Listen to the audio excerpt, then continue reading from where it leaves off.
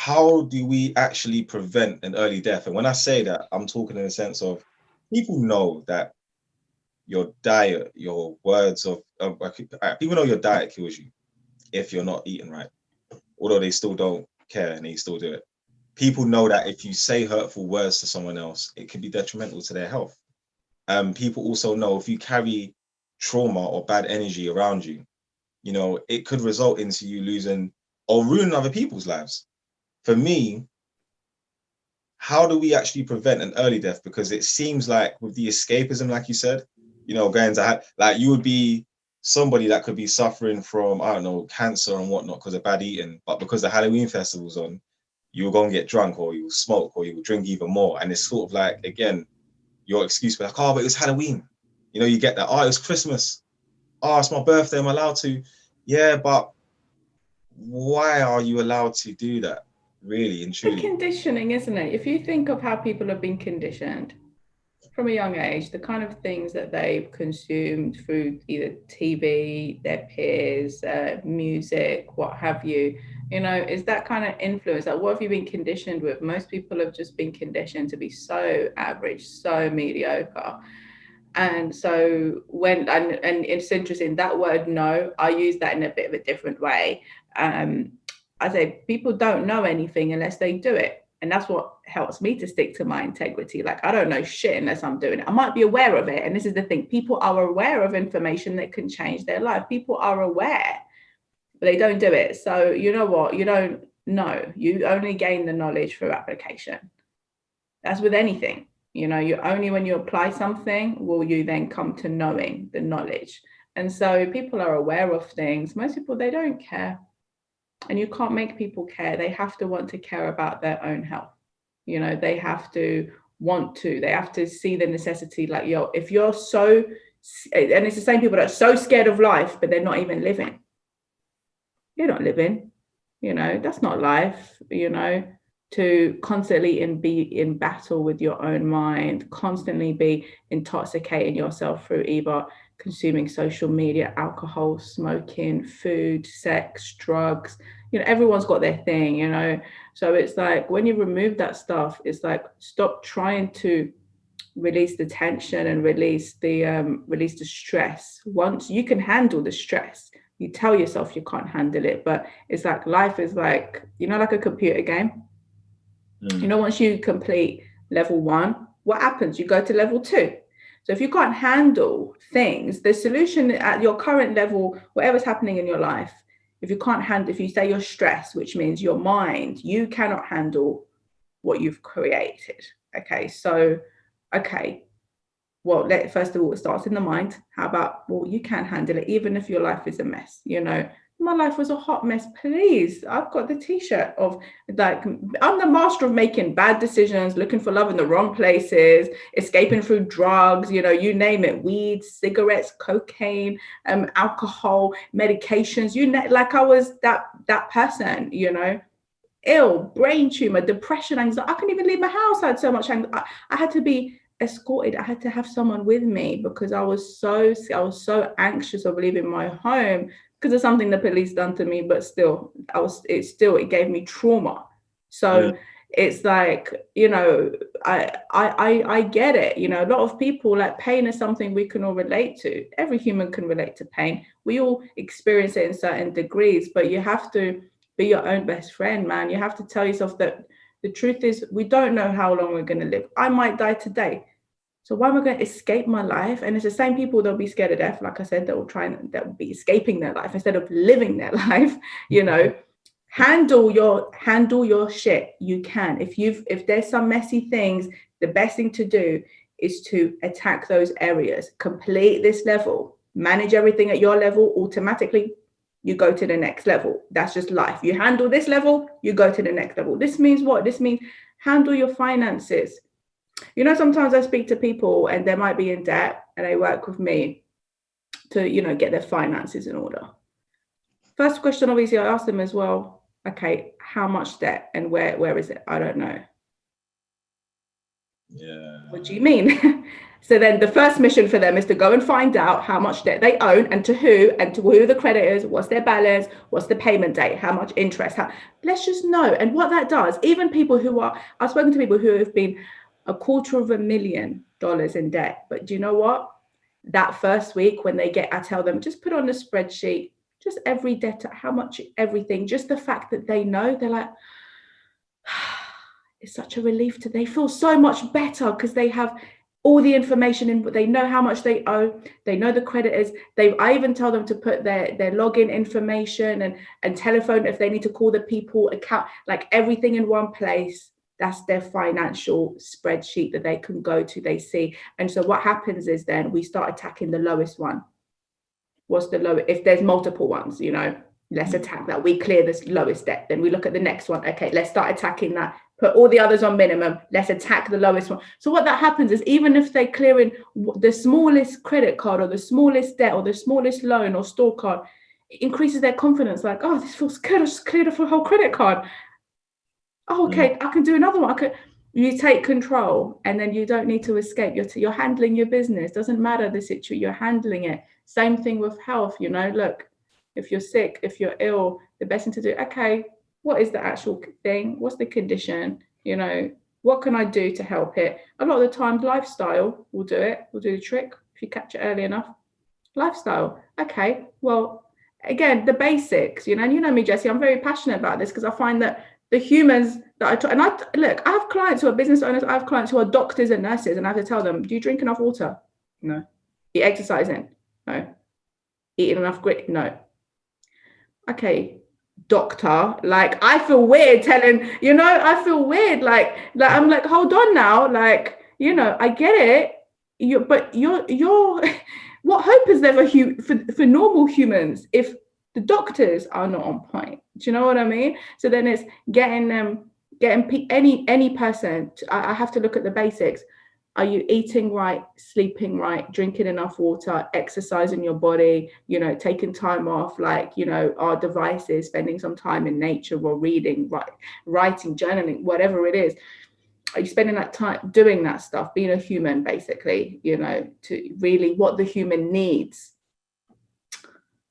Are you doing those things? A lot of the times when the basics, I call them the basics because it's very basic human physiology. No one's ever argued with me that humans don't need water or don't need certain amount of certain green, like nutritious, like vegetables and fruits and things like that, alkaline food, exercise, even if someone's in a wheelchair, even if all you can do is move your eyes, do eye exercises. There's eye yoga, there's eyes, like you can really do a lot with your eyes because the eyes, how you move them is really directly connected with how you think of your mind as well. So it's like, if someone wants to, look, the internet is free. You have free resources. People know what they need to do to lose weight, to get healthy, to improve their, whatever it is the willingness to do it. Yeah, it's so true. And I think, coming towards the end of it right now, because everything you've mentioned shows there is tools for prevention. It's hard because of, like you said, it's the conflict. You live in the lie or you want to live the harsh truth. I got to a point where I said to myself, you know what, bro? Cool. You can have your moments, you can have your days. But if I get up every day and I did a minimum of 20 press-ups, yeah, it is still something. And when I had that mentality, when I did 20 press-ups, I would always do more because I'm like, 20, that's... And then before you know it, it turns into small little mini workouts. And especially with COVID coming now, I've just said to myself, yeah, you know what? They can remove the gym. It's not a problem. All this means is that I need to physically exercise Exactly. at home. Yep. And that would not even like one of my friends, she works full time and whatnot, and she was furloughed, or she's still being furloughed right now. And she was talking about, I used to go and train, get off the train, have my headphones in, go gym, it's just all ruined out. And I just said to her, why don't you do that again? She goes, what? I said, get up in the morning. Mm-hmm. If you want to jump on a train, you can jump on a train. And instead of you going into work, you do a U-turn and you go back home. Do that every day. Maybe run, add little things to it after, walk faster after, carry your gym bag with you and maybe sprint. There's so much things you can do in your normal routine if you want to stick to that. Or you can change it up and say, you know what? This is the time I get up and get my train and have my morning coffee and whatnot. I'm going to get up this morning and I'm going to say to myself, you know what? This is me time. You see where I'm coming from? You know, I learned a lot. I learned that from you, from working with you. This is me time. I'm going to use the time that I will prepare for work where I'm miserable, I'm stressed, and I'm forcing myself to be awake to work on forcing me to be awake throughout the day. Or not even forcing, but lifting me up to be awake, you know? Yeah. And words like awake and morning, I always tell people, you know, words of affirmation are very important because when dealing with death or the death culture, which I like to call, especially with music, if you're consistently saying things like, oh, it's long, I can't be asked, oh, this, it's dead, oh, it's rubbish. These are all negative, low level frequency things. When you keep saying that, that's going to vibrate around you like a dark, ugly colored halo.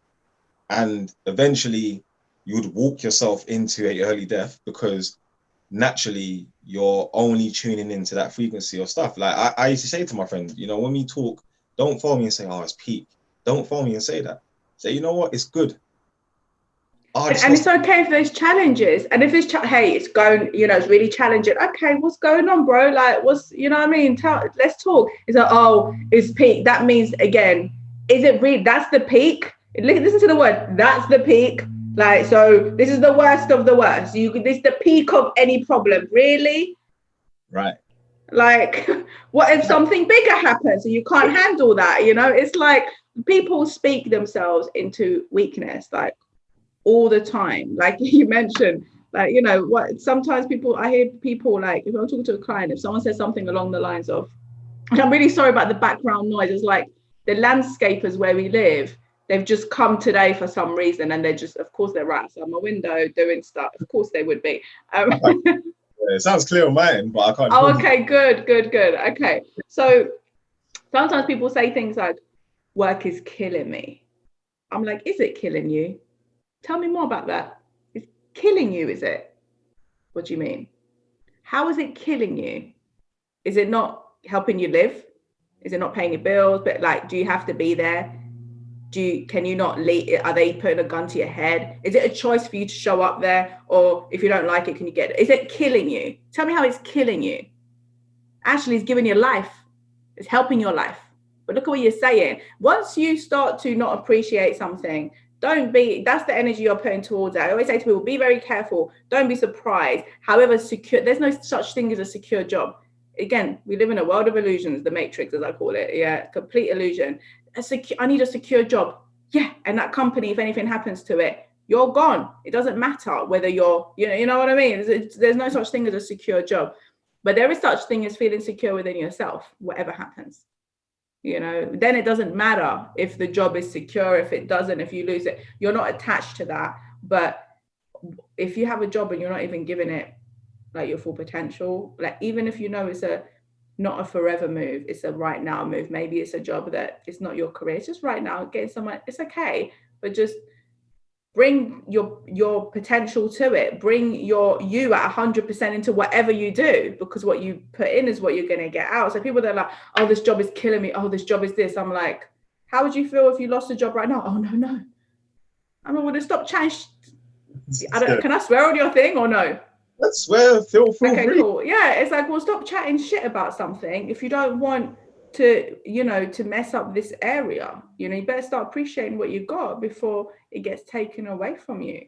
So it's just really, really interesting. People, I used to talk a lot like that. Honestly, I used to be very depressed, very, very negative, and I was such a victim. So any chance anyone gave Sham a comment, how are you? Oh, of course, so bad. Oh, my mum done this and the boyfriend done that, and oh, this is bad, and this the boss done this and this. I get it. I was that person. You know what? My life was an absolute mess. And it's the same thing, like when I work with people, I pay attention to the words they say, and I pay attention to what they don't say. Sometimes what people don't say that really speaks volumes. And so it's bringing people to that awareness. I can bring them to the awareness, but I can't think for them. I can support them through the process. I get it, it's tough, but it's worth it. What else are you going to do? Why wouldn't you want to be the best human that you can be? Why wouldn't you want to be curious of the truth and try and just like I always say, peeling the onion layer of your human potential. Like, it doesn't matter where you're from, the country, the background, the color, the whatever. Like, if you just work from your humanity, and it's what me and my husband are very big on. As you know, I'm very big on this teaching that if you bring your humanity first, your humanity is one, your first form of identity, there's no limits. Everything else, the fact that I'm a female, you're in the UK, I'm in the US, you've got your African heritage, I've got my Middle Eastern heritage, that will become strength through the diversity. But there's a difference between me seeing myself first through the eyes of a woman and you're a man, division. Oh, I'm Middle Eastern and you're Black African or Black British, however, there's division. Like, the division comes with all the labels. So once you just put all the labels aside, because otherwise you're not seeing truth, again, you have a limited perception through whatever the programming is, So it's like, if we just use our humanity, there are no limits. And this is really when we're strongest, when humanity comes together. The minute there's division with anything, racial, religious, political. I mean, I'm in the US, there's a lot of polarity going on right now. A lot of divide and conquer going on right now in America. And I just look back and think, humans. Like, like there could be so much more powerful, but you got to think of the controlling forces, the politics, religion, media. Why are they controlling? Who benefits from the control? Who benefits from it? Is it you or is it them? So it's like, when you start to see these systems, it's very interesting. It's very, it's wow. It's very, very interesting. I mean, Lena, thank you very much for coming on. I mean, you know what? It's very, very good that we have these conversations a lot more often, because I feel like it's simple. It's not even math. It's just simple understandings. Like you said, once you put your humanity first, you then tend to delve more into, like, even if you don't know your humanity, I know that sounds a bit crazy, but some people may not have that identity just yet. Yeah. Go and speak for it. And you would tend to run away from, I mean, right now, 2020 is the label year. That's the most great opportunity this year. Oh, I'm telling you. Yeah, the label, yeah. I've heard in 2020, I sit back and I'm like, no, there must be a script. This is a Truman Show. I'm like, but it shows you how much people are escaping their humanity, to turn around and say that, hey, I am this, I don't know about that over there, but you see that over there, that's wrong. But then you realize, since the label was invented, there hasn't been no one uniform idea. There's been so much different ideas, and again, you have to look at. Yeah, this is. I'm sorry. No, go on, finish. It's such a juicy topic. That's why it's just so exciting. No. I would have probably just touched on it for like a minute, and then we were ending it. But I know with because it ties into the whole energy and whatnot, and it's like, even with you get these feminists. I've been getting attacked by them a lot recently. Why? Basically because of something, like, I must have did a few podcasts and Instagram lives where I'm just saying to them, look, I just feel feminism is the opposite of what they're trying to achieve. And I feel like with feminism, it doesn't promote a family basis, because what you're doing is you're taking the wall that is stained with all these different paints. You're taking the red paint part and saying, hey, we don't like the red paint on that wall, so we're the non-wall red painters. And it's like, well, we need to paint the entire wall. So what we're going to do, focus on the red, the blue, or we're going to clear the entire wall. If you're bashing men, you're talking about men in higher societies. Not every man's rich. Not every man gets a job opportunity. Not every man, there's more men in prison. There's more men in the cycle. There's more men homeless. There's more. So, and there's more women in the world. So you have to ask yourself, like, you know, the labeling that you're using is making your life situation so much more dysfunctional that you're creating a pathway for insecure people not to even face it. So a 7-year-old can turn around and say, hey, I want to identify as Spider-Man. It's my legal right to identify as Spider-Man. But I also want to identify as a woman. But it's like, wait, hey, it's Spider-Man, not Spider-Woman. Well, why can't I be both? And it's like, bro, if you want to be Spider-Man, it's fine. But you need to understand that you're not. You're not Spider-Man. Yeah, I think maybe the whole feminist movement, I think, came about from just wanting general, like, just equality. Yeah. 100%.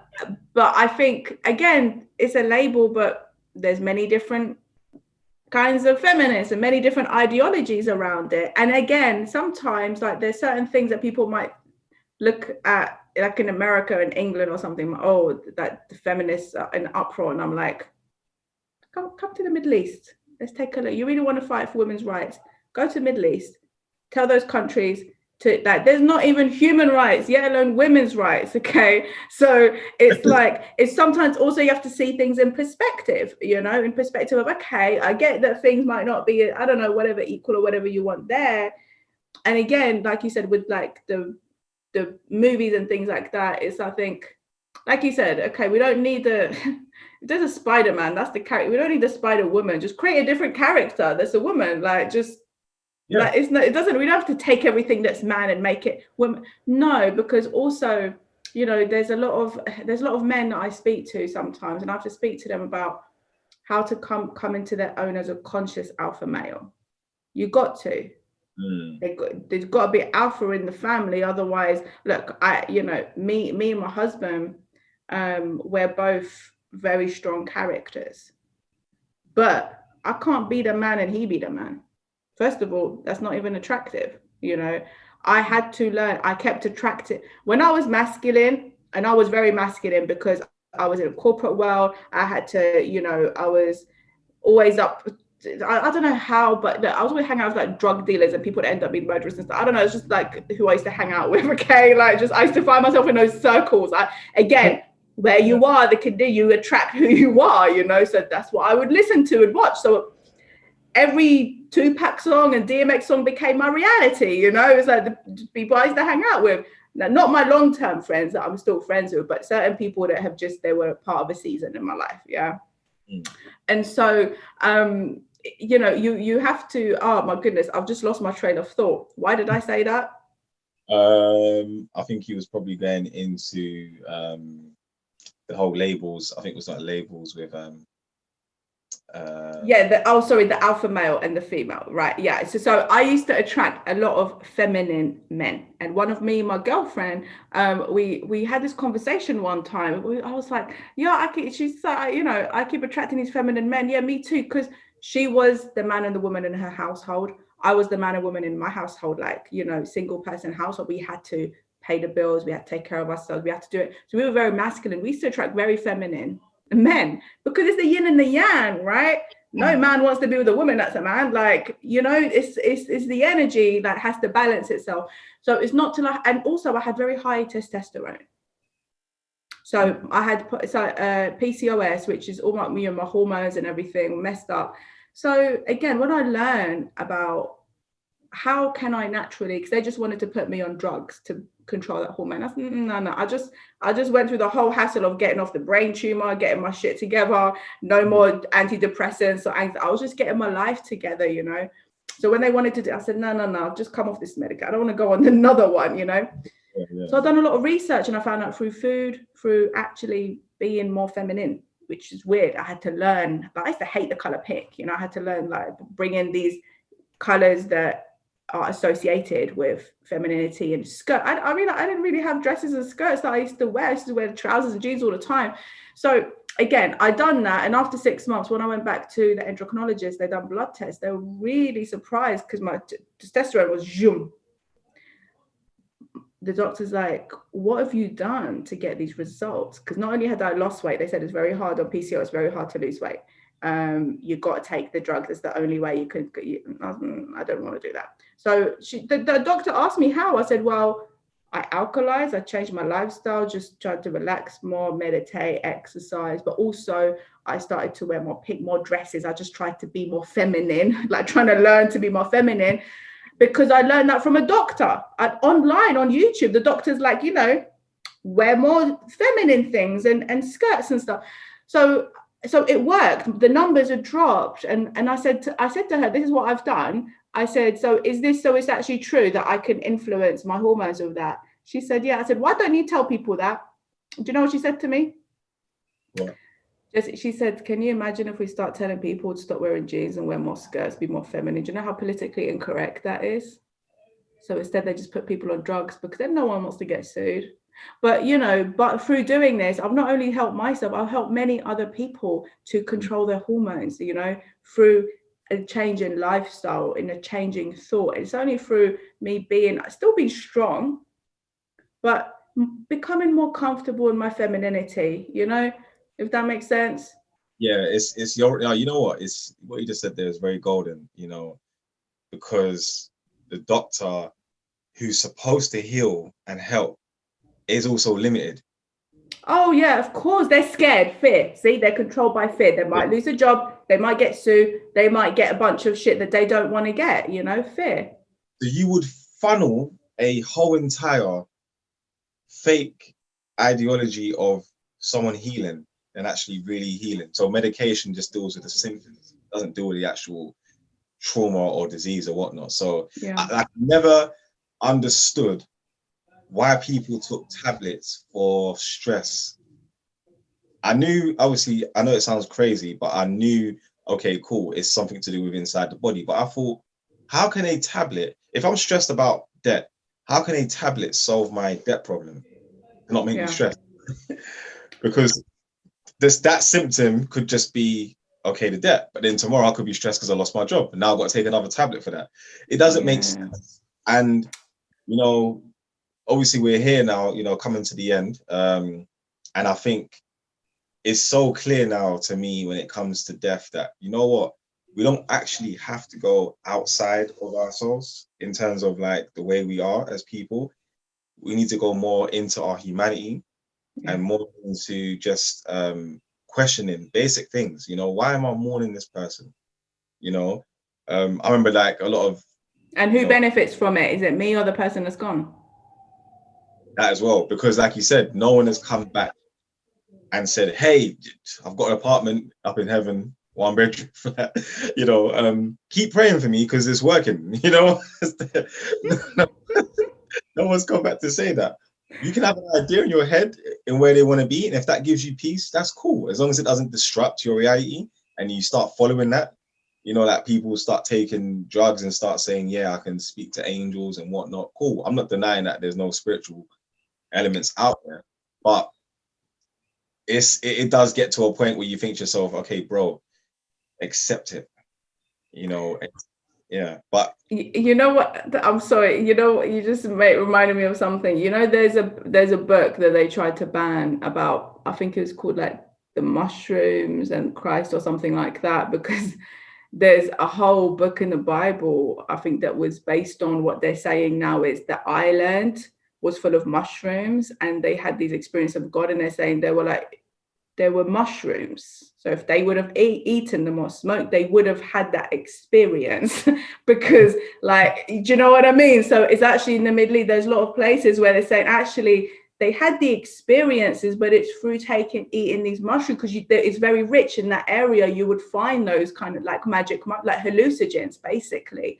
So, and if you know anyone that's had either ayahuasca or, I don't know, magic mushrooms, or even when people smoke weed, when they go to, it's like they leave the first kind of couple of layers of if they've got stress, and their mind is able to somehow relax and go to another level, and they feel that, that's why sometimes they call certain things like the frog poison thing some people do, that with ritual, they call it the God molecule or the God thing or whatever, because it makes people who, again, hallucinate. But that's still not, there's no evidence. Do you know what I mean? So perception becomes people's reality. I want to tell you a really funny story. I know we can probably talk another 2 hours, but a really funny story, right? And this is the problem when people are just in, their whole life is based on illusion from a child, their condition. I was at the dentist. So she's like, she's like, she was like the hygienist, and she's like doing my teeth. She's like, oh, do you have any kids? And, do you love the holidays? Or I said, no, I ain't got any kids yet. And I know she does. I've seen her before. How are your kids? How old are they? Yeah. Oh, my kids this year, they've just, all these things at school they learn and we have to do. So like, we have to take them to see Santa. And I said, do your kids, that you tell them the Santa's real?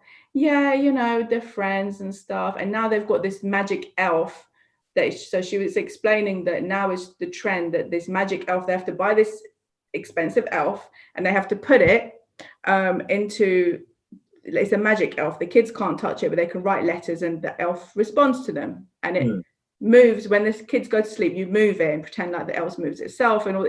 And I said, okay. And then she started saying, but she's trying to read the Bible to them and they're not really interested, blah, blah, blah. I said, me and my husband, we already decided our kids are not knowing about, like, we're going to tell our kids that Santa ain't real, tooth fairy ain't real. We'll play along. You'll still get presents. If you still put your tooth there and in the morning there'll be money, but it's me and daddy that do it. And if they say, but why did my friends say? Because their parents lied to them, baby. That's why. And she's like, oh, but you say that now. I said, you see, the problem is when these kids, they want to know they asking you as the parents about the truth. They want to know about the world. And you're lying to them. You're putting them in this state of illusion. And guess what happens when they become grown and they're trying to find other forms of escapism? Like we were saying, adults trying to find escapism. They're trying to find these fantasies, escapism. They end up with people in front of people like me and my husband trying to fix a grown adult at the age of 30, 40, 50, 60, 70 because they're parents. The first few years is so important. You program them with bullshit. They are going to find out it's bullshit. But guess what? They're already kind of addicted to that, the fantasy. And she said, she thought about it. She said, she goes, there is this 5-year-old in my son's class. And I said to him, oh, are you going to see Santa this year? And he was like, Santa's not real. And this little 5-year-old told her, I said, well, there you go. I said, you know what? I said, I challenge you, the next thing your kids come to with you, tell them the truth. Because she was like, it's so much pressure on us parents to keep up with all these elf rules. And I said, how about next time? I said, I challenge you. I said, next time, tell your kids the truth, that baby, that's not real. We can buy it for you. We can play along. Like there's, but it's not real. You know what I mean? Because then you're bringing up that child. Like, are you kidding? In our bookshelf, like we have every religious book here. When I have kids, we're going to be like, all right, with a clear mind, not saying it's right or wrong.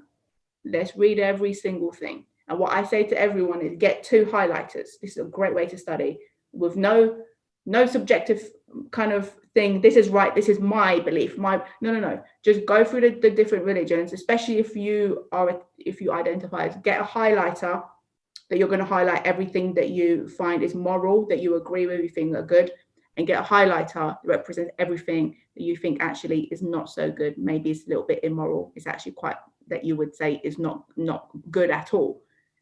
Have that objective view. After you've studied the book and you've done that, then I don't know where that will lead you to, but if you're curious about truth, it will lead you to the next step. You know what I mean? I love talking to you, man, because there's always a clear breakdown of what we're trying to achieve as people, and I think with you as well, because you're able to see things from, it's not even from a place of consciousness. It's just more basic understanding in terms of like, if somebody is saying to you that Santa is going to come down you don't even have a chimney, you live in a flat. You don't know what's there. Come through the rules like a ghost, this Santa has been able to sneak up on everyone for hundreds of years. Like the best person to come into your house, and you're gonna, like, Arcaden sometimes says to me, my son, he says to me, he'll be like, oh daddy, look, there's a plane, there's a plane. Oh my God, it's so big. And I said, yeah, but one day you'll get on one and realize how small it is.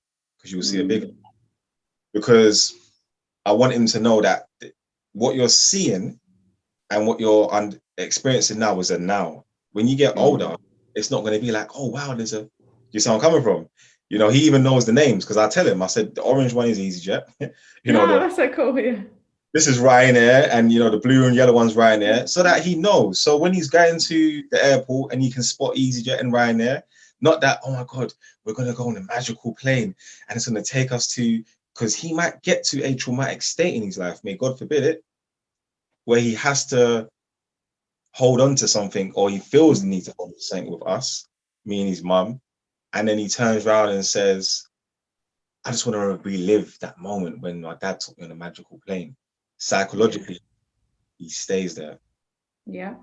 This is where I started to realize about my past, my friends' past, all my family and friends' past, why they behave a certain way, why they react to something. I'm thinking, why do you feel like, it makes sense, you know? Girls were told that there was a Cinderella and there was a Prince Charming. Tell me the last time I've seen a real knight. Anyone that's had a sword with real armor, it doesn't exist. The guy that's coming to get you is going to be the guy that's going to work with you and build with you. He may not look like Arnold Schwarzenegger or Hulk Hogan or Dwayne The Rock. You know what I'm saying? He may look like him. You know, he may just look like a normal guy. He may have a stomach, but he's willing to love you and care for you. And people need to understand that there is a I don't know if I'm saying it right, so correct me if I'm wrong. There is a uniqueness in being I wouldn't say average person, but being yourself. You know, if you're somebody that is loving and caring and kind, don't compare yourself to something that you see on TV that's not real, like a Hollywood star or a celebrity. Because if you used to throw water on them with all their makeup, push everything off, take their hair out, they're just like you. Yeah, and I thank you for bringing up the celebrity. Like, stop following celebrity. Like, lead your own life. Be your own celebrity. I always say that. Be your own celebrity. People know more about celebrities than they know about their own human physical anatomy. Like, that is crazy. That's crazy to me. And don't get twisted. Look, I have this stuff. I like crystals. I like, you know, whatever parts of history and the little Chinese thing and the Sumerian thing and that. But if all of this stuff broke, if someone could burn all this stuff down, it ain't affecting me. My power doesn't come from anything outside of me. It comes from me. I could lose everything. But as long as I know who I am, like that truth within me, that's okay. It's okay. Like, I can build again. You know, people that I care about, if obviously the closer the person, the harder it's going to be. You know, I'm not saying it's easy. Oh yeah, don't care about people. That's not what I'm saying at all. But what I'm saying is, it is part of nature. So we can't resist it, or, you know, you can, but you're going to suffer. You know, why resist it rather than, you know, try and even go more into what are you scared of? The unknown. What if the unknown is even better than what you know? Why has it got to be bad? Like, do you know what I mean? Why? Oh, because of the programming, right? So it's just, you know, it is what it is. Learn from nature, like, but stop, like you said about the celebrity thing, like, stop following the celebrities. All this, whenever they want people to do something, they use celebrities because they know people are just they'll just follow the lead, like just sheep to the slaughter, you know. Oh, look, celebrities are doing it. You do it too. It's like, I don't care if my own mum does it. I will do it if I want to do it. I am going to try and analyze things to the best, you know, the best of what I can, to try and find out the truth as much as I can and make a decision based on that, not based on what some celebrity, who the hell are they? As if they make the right decisions all the time. No, they're just humans. There's humans, you know what I mean? So it's like, It's you great. know. But yeah, thank you, Lena, once again. Been Really, a pleasure. Had so much fun. we've spoken for almost 2 hours, and it's good because there's so much that I think I might have to do this in 2 parts, because, you know, I think the clarity of this really, and I think the ending, in terms of like a solution really to dealing with death, is really dealing with yourself. If you get yourself in your humanity state, if you understand your mindset, if you understand, you know, that there is no limitations really to what you want to do. It's difficult processes, 100%. Yeah. Just like childbirth, you know, it takes 9 months. It takes pushing. It takes blood, sweat, tears, everything to come out. But when it's born, It's a gift that's given to you for life. You know. And how do you feel? How do you feel when you look at your son? Me, I feel like I've achieved like I wouldn't say that, like, I feel like a creator, I feel like a god. I feel like I've really achieved life because I've given life and I'm able to now raise it. And how do you feel about him? I love him. I feel Right, great. the love. Yeah. If people just led with love, if you lead with love, even when someone dies, if you lead with love rather than fear of, oh my God, what's going to happen? What happened? Lead with love, like the love that you had for them. Like, I love my dad. I love, what he achieved. And if I lead with love, I can see that, and I can transform the pain of the physical loss into the love of his actual life, his actual legacy. Do you know what I mean? I think if people just led with love rather than fear, and they just were open or curious to live life through truth rather than their limited perception that might be through fear or something else. Like, life will never be the same. They will live their best life every day. Every year will be better than the last, like every year, because they'll make it so.